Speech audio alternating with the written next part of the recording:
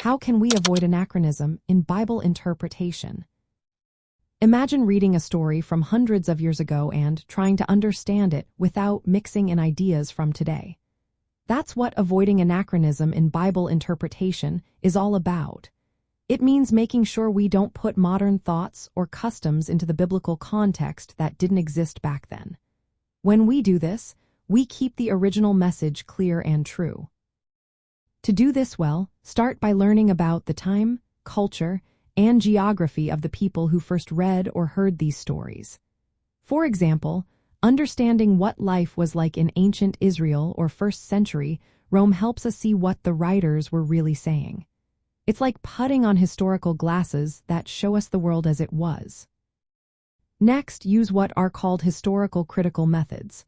These are tools that help us analyze the original language, who wrote the text, when it was written, and why. This way, we see what the text meant to its original audience, not what it might mean today. It's about sticking to the original message and not twisting it to fit modern ideas. It's also important to avoid reading modern ideas into the Bible. For instance, don't interpret Jesus' teachings through the lens of today's politics or economics. The world then was very different, and trying to force modern concepts onto ancient texts can lead to misunderstandings. Sometimes, what looks like an anachronism might actually be explained by new discoveries or better knowledge. For example, archaeological finds can clarify what certain words or customs meant at the time.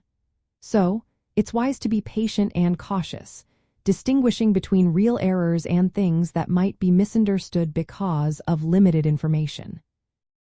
When reading stories or teachings, remember they were meant for people living in a specific time and place.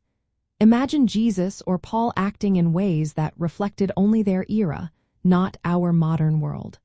Respecting this helps us avoid misinterpreting their actions or words. Finally, while it's helpful to understand how later theological ideas relate to biblical texts, we should do so carefully. Applying later doctrines to first-century writings should never distort what the original authors intended. Instead, it should deepen our understanding of how those messages still speak today. When studying a verse, ask yourself what it meant to the original audience. Think about their culture, religion, and politics. Then, see how it fits into the bigger story of the Bible. Only after that should you consider how it applies to your life now. This approach keeps interpretation honest and true.